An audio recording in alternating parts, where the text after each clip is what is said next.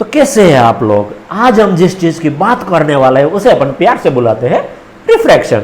तो पिछले वीडियो में हमने रिफ्लेक्शन के बारे में पढ़ा था। जब लाइट एक मीडियम से दूसरे मीडियम पे टकरा के बाउंस बैक हो जाती है तो उसे अपन बोलते हैं रिफ्लेक्शन। बट क्या हो अगर दूसरा मीडियम ट्रांसपेरेंट हो और लाइट उसमें से पास हो जाए तो उसे बोलेंगे अपन रिफ्रैक्शन। रिफ्रैक्शन में क्या होगा, जब लाइट एक मीडियम से दूसरे मीडियम पे टकराएगी, दूसरे मीडियम में चली जाएंगी, वहां पे उसकी स्पीड चेंज हो जाएगी और उसकी वजह से वो थोड़ी सी बेंड कर जाएगी। इसे फिनोमिना को अपन बोलते हैं रिफ्रैक्शन। सो अगर पूछ ले what is refraction, so it is bending of light. What it is bending of light when light goes from one medium to another medium and it happens due to change in speed. For example मैं यहां पे एक normal draw कर लेता हूं, चलिए। और light जो है वो रेयर मीडियम से आ रही है, ऐसे यहां पे इंसिडेंट करी, और जैसे ही डेंसर मीडियम में जाएगी तो उसकी स्पीड कैसी हो जाएगी, स्लो। क्यों? अब सीधी सी बात है, अगर आपको ग्राउंड में भगने को बोले आप जाओगे कमलेश की तरह दुन दुन दुन दुन करते हुए, बट वहीं पे अगर भीड़भाड़ इलाके में यानी कि डेंस इलाके में आपको छोड़ दिया जाएगा तो आपको भागने में थोड़ी मुश्किलें आ जाएगी और आपकी स्पीड कम हो जाएगी। तो क्या होगा, यहां पे आपकी स्पीड थोड़ी सी कम हो जाएगी और जो है आप किस और नॉर्मल की ओर मुड़ जाओगे। तो रेयर मीडियम से डेंसर मीडियम में जाएंगे, स्पीड कम होंगी, और स्पीड कम होंगी उसके टाइम पे आप नॉर्मल की ओर, आप यानी कि यहाँ पे लाइट नॉर्मल की ओर मुड़ जाएंगी। चलो यहाँ पे अपन बेंडिंग को थोड़ा समझने की कोशिश करते हैं कि अगर लाइट जो है वो रेयर मीडियम से डेंसर मीडियम में आती है तो कहाँ पे बेंड होगी। इसको अपन इस तरह से समझ सकते हैं। डेंसर मीडियम में क्या होता है, स्पीड धीमी होती है। सपोज कर लो मेरा एक फ्रेंड है जिसका नाम है नॉर्मल। अब मैं यहां से कमलेश की तरह दुन दुन दुन करते हुए भाग रहा हूं और वो यहां पे तुरंत मेरी स्पीड कम करने के लिए मुझे यहां पे खींचता है, अपनी ओर क्या करता है, वो मुझे खींचता है जिससे मेरी स्पीड कम हो जाए। वो जैसे ही मुझे यहां पे पकड़ेगा मैं उसकी ओर मुड़ जाऊंगा, यानी कि मैं नॉर्मल की ओर मुड़ जाऊंगा। जब स्पीड कम होगी, रेयर से डेंसर में आएगा, स्पीड कम होगी यानी कि मैं उसकी ओर मुड़ जाऊंगा।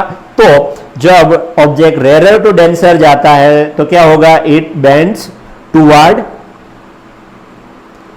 नॉर्मल, ठीक है। और अगर अपन दूसरा सिनेरियो ले लेते हैं, मैं वही दुन दुन करके भाग रहा हूं और वो मेरी स्पीड बढ़ाने के लिए, यानी कि मैं अब डेंसर में था वहां से रेयर में जा रहा हूं तो मैं स्पीड में भागूंगा, यानी कि वो नॉर्मल भैया मेरी स्पीड बढ़ाने के लिए क्या कर रहे हैं, मुझे यहां से धक्का दे रहे हैं। मुझे वो जैसे ही यहां से धक्का देंगे मैं उनसे दूर भाग जाऊंगा।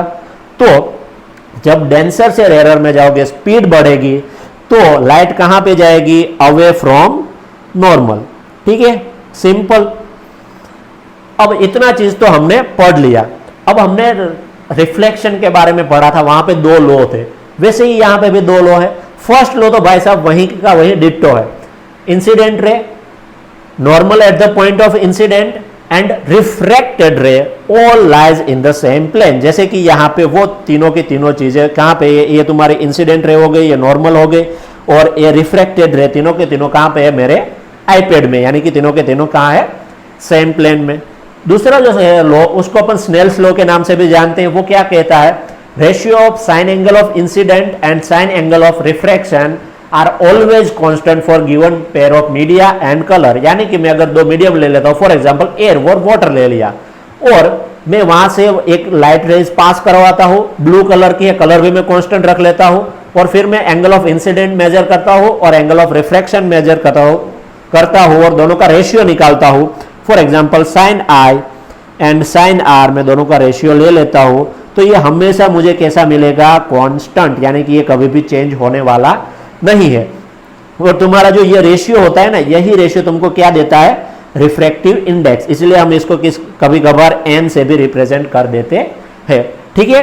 और रिफ्रैक्टिव इंडेक्स क्या होता है, रिफ्रैक्टिव इंडेक्स बेसिकली इसका फॉर्मूला आप ऐसे भी लिख सकते हो, v1 अपॉन v2, यानी कि वेलोसिटी इंसिडेंट एंगल का भी रेशियो ले सकते हो और आप दोनों के वेलोसिटी का भी रेशियो ले सकते हो। तो रिफ्रैक्टिव इंडेक्स क्या है, measure of bending of light ray when passing from one medium to another, मतलब कि कितना बेंड होगा जब एक मीडियम से दूसरे मीडियम में पास होता है। या तो अपन सिंपल मैंने जैसे ही बताया, ratio of velocity of first medium to another medium और सेकंड मीडियम, ठीक है। तो यही बन गया तुम्हारा रिफ्रैक्टिव इंडेक्स। फॉर एग्जांपल मैं यहां पे लिख देता हूं n/1 is equal to v1 upon v2। यहां पे v1 फर्स्ट मीडियम की वेलोसिटी, v2 सेकंड मीडियम की वेलोसिटी, और n/1 ये क्या रिप्रेजेंट करता है, refractive index of second medium refractive index of second medium with respect to first medium, ठीक है। और इसी को अपन बोलते हैं रिलेटिव रिफ्रैक्टिव इंडेक्स। जब भी हम कोई भी दो रैंडम मीडियम ले लेते हैं तो उसको अपन बोलते हैं रिलेटिव रिफ्रैक्टिव इंडेक्स। बट अगर हम रैंडम लेने की बजाय फर्स्ट मीडियम को अगर हम वैक्यूम बना दे, क्या बना दे, वैक्यूम, और फिर हम रिफ्रैक्टिव इंडेक्स फाइंड करें तो उसे अपन बोलते हैं absolute refractive index. For example मुझे absolute refractive index of water find करना है, तो मैं क्या करूंगा, ऊपर पहला मीडियम फर्स्ट मीडियम क्या ले लूंगा, वैक्यूम, और वैक्यूम में स्पीड ऑफ लाइट कितनी होती है, c, and c is equal to क्या होता है 3 × 10⁸ मीटर पर सेकेंड, और डिवाइड बाय में क्या कर दूंगा speed of light in water, और speed of light in medium भी मैं लिख सकता हूं समटाइम्स, ठीक है। तो इस चीज को अपन क्या बोलते हैं, absolute refractive index. Absolute refractive index में हम क्या करते हैं, फर्स्ट मीडियम जो है तुम्हारा वो क्या बन जाता है, वैक्यूम, ठीक है। बस यही है, हो गया रिफ्रैक्टिव इंडेक्स, और इतना चीज तुम्हारा खत्म। That's it for today and see you in the next video.